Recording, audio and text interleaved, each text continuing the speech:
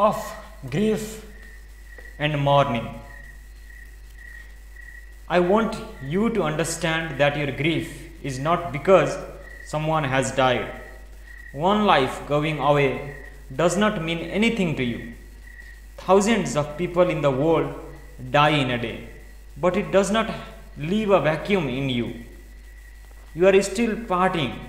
The problem is, this particular life going away leaves a hole in your life. The essential nature of grief. Overcoming one's grief after the death of a loved one is becoming a big thing in today's world. But you must understand that your grief is not because someone died. One life going away does not mean anything to you. Every day, thousands of people go away. Why the world? Even in your own city, so many people are dying, so many people are attending funerals, so many people are in grief, and yet that does not affect you.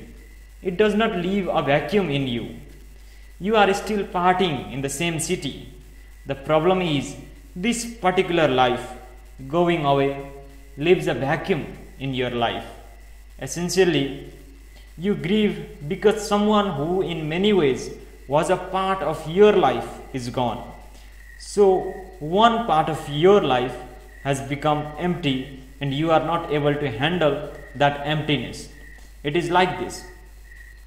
A group of you were playing a game and now suddenly one person has dropped out. There is a gap in the game because of that and you are not able to handle it. Your problem is that this particular death leaves you incomplete. You build your life around someone. You made plans in your mind. I am going to get married to this person. I am going to have 2 children. I am going to make these children do this and that and so on. But now, when this person vanished from your life suddenly, all those dreams are shattered. You don't know what to do with yourself. You are disillusioned. If you are disillusioned, that means your illusions have been destroyed. When your illusions are destroyed, the Maya is gone. This is the time to arrive at reality. Unfortunately, most people make this into a very painful and destructive process within themselves.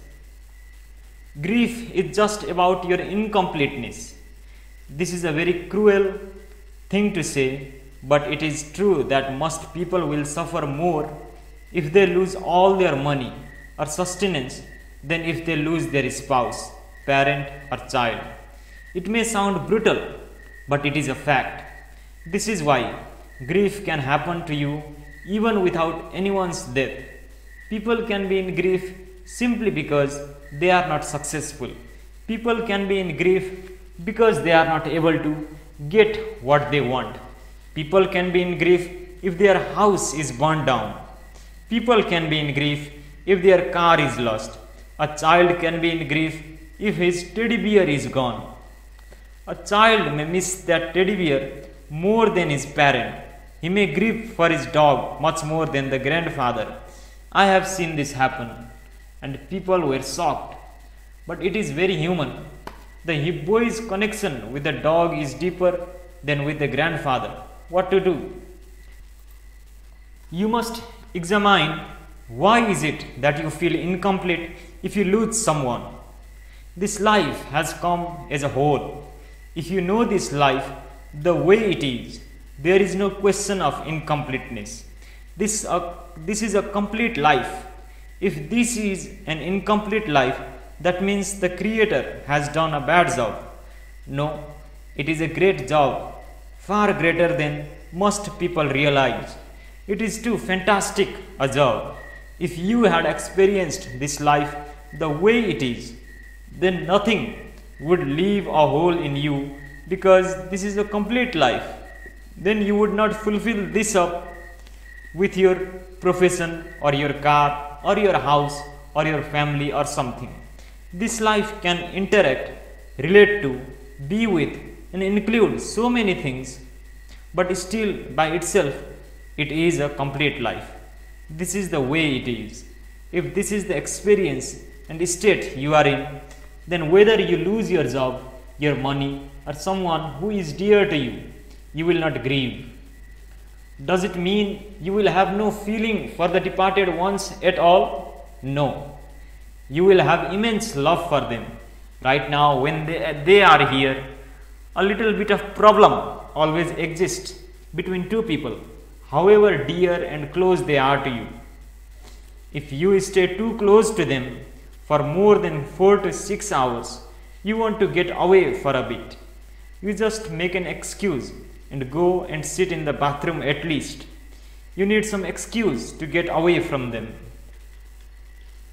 However close and wonderful they are, when people are embodied, two bodies cannot be close all the time.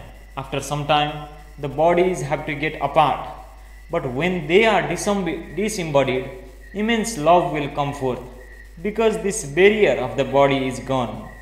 You have known many things together, done many intimate things, many wonderful things have happened between two people, but as long as they were alive, you hold some small point or the other against them and resist. Now those small points of resistance have evaporated with death. Now there is no problem. They will not speak, they will not argue with you, they will not disagree with you. You must see only the wonderful side of who they are.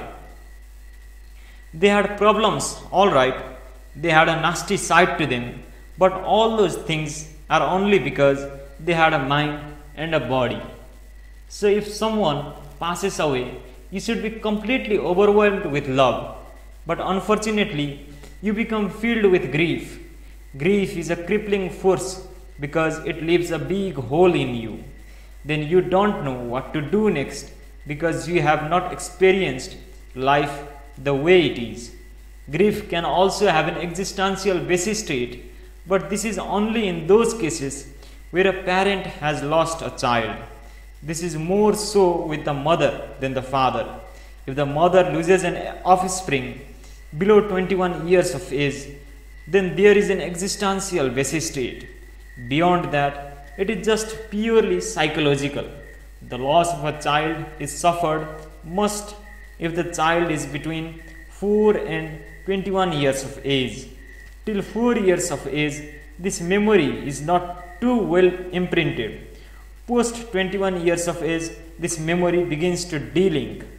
If the death of a child happens in between, then the physiological memory in the parent goes through a withdrawal syndrome, and the suffering that one goes through is very physical. Of course, this varies from one individual to another based on emotional and psychological connection and dependence. The physical manifestation of grief is also possible between two spouses who were very deeply connected. When one of them dies, then a certain withdrawal happens in the body of the other, which they may suffer. Such people may exit within 6 months of the death of their spouse. This is not necessarily out of psychological trauma, but because of the intertwining of lives, but that is not always true. Very few people get that close. Most of the time, grief is more psychological than existential, but the psychological is not any less important. Human emotion is a powerful part of one's life. The psychological and emotional part are not any less significant than the physiological part. It is equally powerful or more powerful, I would say.